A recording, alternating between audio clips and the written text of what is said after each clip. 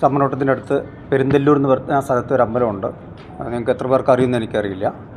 അവിടെ ഭഗവതിയുടെയും മഹാവിഷ്ണുവിൻ്റെയും കൂടിയുള്ളൊരു ക്ഷേത്രമാണ്. വളരെ പഴയ ക്ഷേത്രമാണ്. അത് കഴിഞ്ഞ ഒരു 8 മാസം മുമ്പ് നമ്മൾ തീരുമാനിച്ചു. കാരണം വിഗ്രഹം കുറച്ച് ചരിഞ്ഞിരിക്കുകയായിരുന്നു. അപ്പോൾ നമുക്കിത് പെട്ടെന്ന് തീർക്കാൻ പറ്റുമെന്നും അറിയുന്നുണ്ടായിരുന്നില്ല. പക്ഷേ നാട്ടുകാരുടെയും സജ്ജനങ്ങളുടെയും കമ്മിറ്റിക്കാരുടെയൊക്കെ ശ്രമഫലമായിട്ട് അതിൻ്റെ പുനഃപ്രതിഷ്ഠ ചടങ്ങായിരുന്നു ഇന്ന്. ഇനിയിപ്പോൾ അടുത്ത 2-ാം തീയതിയാണ് ക്ഷേത്രം സമർപ്പിക്കുന്നത്. അത് കഴിഞ്ഞിട്ട് ഏപ്രിൽ 9-ാം തീയതിയാണ് കലശം പ്ലാൻ ചെയ്തിട്ടുള്ളത്. അപ്പോൾ പവൻ ഗോൾഡ് തിരൂർ. നിങ്ങളുടെ ഫിൽറ്റർ ഏതുമാകട്ടെ മികച്ച ടെക്നീഷ്യന്മാരുടെ ഉത്തരവാദിത്തത്തോടെ ജിഗാർഡ് സർവീസ് ചെയ്തു കൊടുക്കുന്നു. അലങ്കാന സമീപം സിവി റോഡ്, പൊന്നാനി. ഹരേ കൃഷ്ണ, ഹരേ ഗുരുവായൂരപ്പ. അപ്പോൾ മലപ്പുറം ജില്ലയിലെ തിരൂർ താലൂക്കിലെ തുപ്രങ്കോട് പഞ്ചായത്തിൽ പെരുന്തല്ലൂർ എന്ന സ്ഥലത്ത് പെരുന്തല്ലൂർ ശ്രീ പുന്നക്കാംകുളങ്ങര ഭഗവതി മഹാവിഷ്ണു ക്ഷേത്രം, നൂറ്റാണ്ടുകളോളം പഴക്കമുള്ള ഈ ക്ഷേത്രത്തിന് ഒരുപാട് ചൈതന്യം ഏറി നിൽക്കുന്ന ഒരു ക്ഷേത്രം കൂടെയാണ്. ഇതിൻ്റെ മഹാവിഷ്ണു ക്ഷേത്രം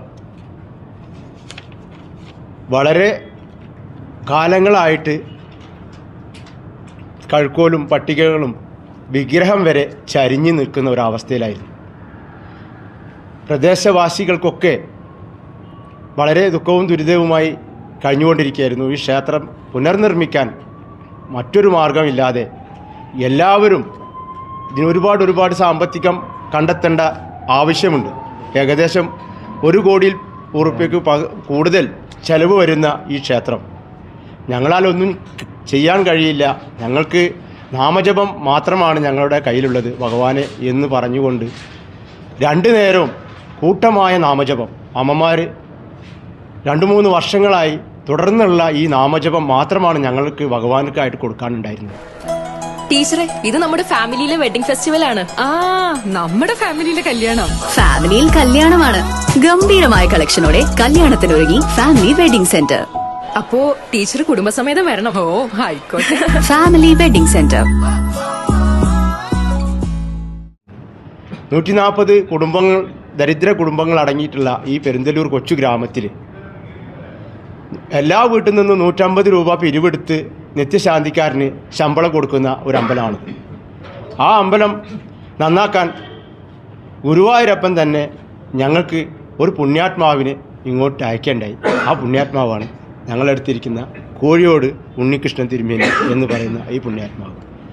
അദ്ദേഹം ഞങ്ങളുടെ ക്ഷേത്രം സന്ദർശിക്കുകയും അദ്ദേഹം പല പുണ്യാത്മാക്കളെയും കണ്ടുകൊണ്ട് ഈ ക്ഷേത്രത്തിൻ്റെ കാര്യങ്ങൾ അറിയിക്കുകയും ഗുരുവായൂരപ്പൻ ഞങ്ങൾക്ക് തന്ന ഒരു നിധി തന്നെയാണിത്.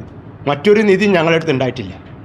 അദ്ദേഹം ഇതിനു വേണ്ട എല്ലാവിധ കാര്യങ്ങളും ഞങ്ങളെ മുന്നിലും പിന്നിലും നിന്നുകൊണ്ട് എല്ലാവിധ കർമ്മങ്ങളും ചെയ്യാൻ ഞങ്ങളോടൊപ്പം ഉണ്ടായി.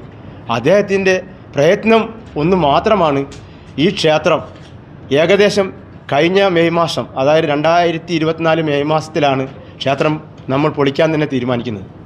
ആ ക്ഷേത്രം സമർപ്പണത്തിലെത്തിയിരിക്കുകയാണ്. 7 മാസ കാലാവധി കൊണ്ട്, വെറും 7 മാസ കാലാവധി കൊണ്ട് ക്ഷേത്രം, ശ്രീകോവിൽ, അതായത് തീർത്ഥക്കിണർ, ചുറ്റമ്പലം അടങ്ങിയ കാര്യങ്ങൾ മാത്രമാണ് സമർപ്പിക്കാൻ ഞങ്ങൾക്ക് ഇന്ന് സാധിക്കുന്നത്. ഇനിയും എത്രയോ കർമ്മങ്ങൾ ചെയ്യേണ്ടതായിട്ടുണ്ട്. ക്ഷേത്രത്തിന് പ്രദക്ഷിണ വഴിയില്ല. അതുപോലെ തന്നെ ശരിക്ക് ക്ഷേത്ര കുളം നവീകരിക്കേണ്ടതായിട്ടുണ്ട്.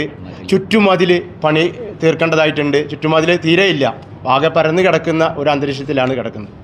അതുപോലെ തന്നെ ഞങ്ങൾക്ക് ഇത് ഭഗവാനെ പുതിയ ശ്രീകോവിലേക്ക് ഇന്ന് ഞങ്ങൾ കയറ്റി വയ്ക്കാമെന്ന് എന്താണ് പറയേണ്ടതെന്ന് അറിയില്ല. എങ്കിൽ കൂടെ അത് ചെയ്തിട്ട് ആ കർമ്മം കൂടെ ചെയ്തിട്ടാണ് ഞങ്ങൾ ഇവിടെ എത്തിയിട്ടുള്ളത്.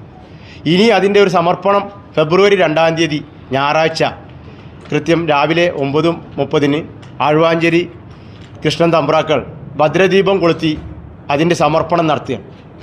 ഒരുപാട് പുണ്യാത്മാക്കളും സജ്ജനങ്ങളും ഒക്കെ പങ്കെടുക്കുന്ന ഈ പരിപാടി അതിഗംഭീരമാക്കാൻ നിങ്ങളുടേതായ എല്ലാവിധ സഹകരണങ്ങളും ഞങ്ങൾക്ക് ആവശ്യമാണ്.